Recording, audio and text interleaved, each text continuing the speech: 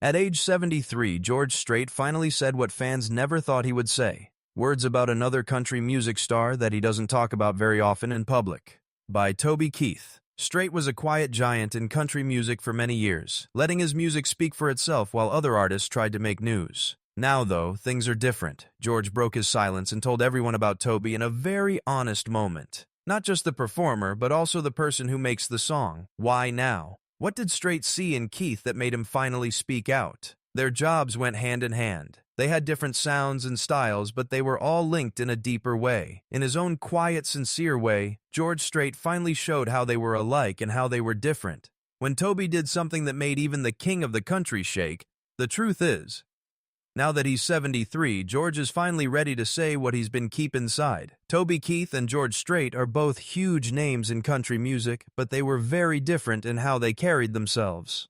Strait was a quiet cowboy who had grown up on a Texas ranch where everything was strict and dirty.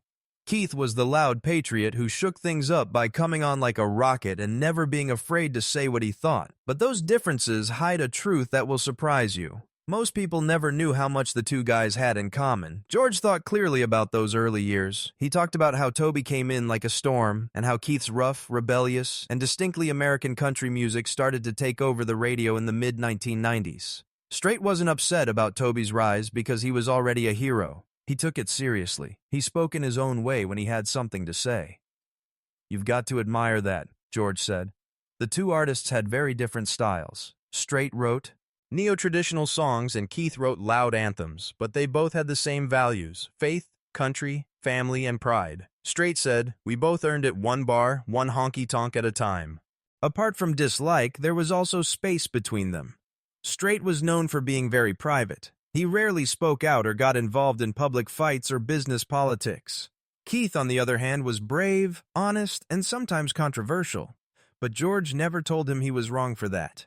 Instead, he respected Keith for not giving in to peer pressure. It didn't matter what the suits said. It was clear to George that Toby wrote songs for the people and didn't back down. That's brave. Over the years, they met at country music events, award shows, and fundraisers. Strait smiled as he thought about how big Toby was backstage. When he walked in, he'd smile and give you a tight hug. You'd feel like you were the only person in the room. That real energy stayed with George. Toby wasn't interested in playing the part after the cameras stopped rolling and the people went away. He played the part. It became clear as George talked. The way he paid respect wasn't through music or radio hits. It was about respect, and it was quiet, long-lasting, and very personal. And as he thought about it some more, it became clear. While Toby Keith may have been more outspoken, loud, and uninhibited, George Strait saw him as real. Also, real knows real. For George Strait, Toby Keith had always been a strong person, but one moment, one song changed the way he saw him for good. It wasn't at an award show or a kiss behind the scenes. It was after a national disaster that America was hurt and angry. That's when Courtesy of the Red, White, and Blue by Toby Keith came out. And George says it felt like a punch in the chest. There was a long drive through Texas when Strait first heard the song on the radio. He wasn't the only one who was interested in the fiery, unapologetic, and patriotic words. They stopped him right away. He said, "I had to stop the truck. It wasn't just a song, it was a message. It was easy to feel the anger, pride, and sadness in every word. It said a lot of things that people didn't know how to say." Strait had always been proud to be a patriot, but he was careful about how he showed it. The old way. He sang from the heart, but he didn't talk about politics. Toby did the wrong thing. He shouted and waved the flag from every roof, and it didn't matter if someone didn't agree with him. "That takes a different kind of courage," George said, "especially when everyone is watching and ready to tear you down." George called right away for the first time. He called Toby and left a short message. "You got it right." It was a short time with two big names in country music. There were no cameras or news stories. It was just a cowboy calling out to another cowboy. That call meant a lot to Keith, and he told other people about it later. This didn't happen very often in a world full of business rivalry and secret politics. A man who didn't usually give praise showed real appreciation. Strait later thought that the song did more than just record a moment. It made Toby a permanent part of history.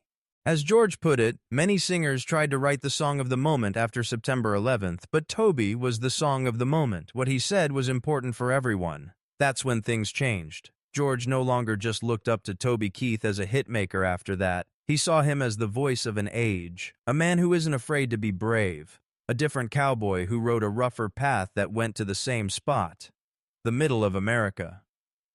George Strait never underestimated Toby Keith's influence, even though they had different views on fame and music, on the type of music they both liked. Indeed, George agreed that Toby brought something new to country music that he himself could never do: disruption without apologizing. When Toby walked in, the room shook. George smiled slowly and said, "Not many people do that these days." Strait went into more detail about how Toby Keith changed how people saw country stars. Toby was the brave rebel with a microphone, while George was the stiff traditionalist.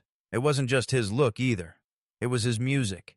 Keith's songs showed the anger, pride, and strength of the working man in ways that made people who were already high on drugs feel like they were on fire. George saw something strong in that because his own music was based on love, loss, and custom. Even those who didn't agree with him had to stand up and listen. It's hard to do that without getting lost in the noise, as it was said. Toombs never did, though. He did not change into Toby. Many people in the business sometimes thought Keith was too rude or political, but George saw what was really going on. He was singing for the same people that George had always sung for: the working-class Americans who went to every show, sang every word, and lived through every line. The only difference was that Toby said it out loud. Strait respected how Toby dealt with criticism in the music business. He spoke his mind even when the suits didn't agree with him, but that didn't stop him. George stopped and then said something that wasn't like him at all. "Sometimes I wish I had that in me." Fans had no idea how much that statement meant to them. People had known George for decades for keeping things close to his chest and rarely making waves or speaking out. But he saw bravery in Toby that he hadn't been brave enough to look into himself. And as the years went by, that respect grew even more. George said he wasn't trying to be like anyone else. He was too busy being the first Toby Keith, which was true whether you liked it or not. It was clear after that thought. The two guys behind the different styles were the same person, but they were sewn with different stitches. They were both stubborn and proud, and they both wanted to keep country music honest above all else. George Strait had spent his whole life carefully keeping his music away from the media world, but he couldn't ignore what Toby Keith went through in his last years. There was shock in the country music world when the news came out that Toby had stomach cancer. For George, it hit especially hard. He said in a low voice, "It's like hearing that the toughest guy in town got shot. You tell yourself, no, not him, not Toby." Toby has always seemed like a man who could light up a room and leave with a smile. He was bigger than life and couldn't be shaken. That kind of power makes you think you can't be hurt. But George knew the truth behind the scenes. Toby wasn't immune to harm. He was just brave all the way through. He kept coming even though he was hurting and no one knew it. "That's not just strength," George said. "That's love for the fans, the music, and the life he built." Strait talked about a secret event that no one else saw. It happened at a Texas charity event. It was clear that Toby had lost weight. He still walked with a swagger, but George could see it in his eyes. Keith said a few words and shook hands, but they didn't talk for long. "I still have songs to sing." George thought about it all the time. George agreed. "That line stuck with me because that's what we're here for at the end of the day. We're not here for awards or news stories. We want to tell you stories." Toby told his story over and over again. As Toby's health got worse, George saw the business world slowly understand what they were about to lose. A lot of tribute posts came in. Some artists who had avoided him before were now admiring him, but George didn't wait for the funeral. He called his people. He said what he had to say. He said with a heavy heart, "We wait too long in this business. We don't tell people how important they were until they're gone, but I didn't want to do that with Toby. Toby did what I asked and told him. He told a close friend before he died. George Strait called me the real deal. I've always had that. For the calm, modest, and quiet George Strait, it was a rare look into his a time when admiration turned into action, and it showed him a simple truth. Toby Keith was more than just respected by the king of country. He loved him as a friend, a fighter, and a brother in boots. During the quiet time after Toby Keith's death, George Strait was troubled by memories, some of which he had talked about and some of which he had not. The world of country music moved quickly, but George moved more slowly these days, which gave him time to think. That night in 2004, they were both up for the same award and he thought about it. George had won. That was the loudest clap in the room from Toby. I thought to myself, he wanted that one. George said, but he stood up and clapped like it didn't matter. That class is different. When you only saw Toby's boots, flag, and fire, it was easy to think less of him. However, George had looked more deeply. Behind the scenes, he saw a kind man who visited troops abroad without a reporter with him. He also saw a man who helped struggling artists by answering their calls late at night and never brag about it later. George said that people saw the fire, but sometimes they didn't see the heart. George would find out later that that heart went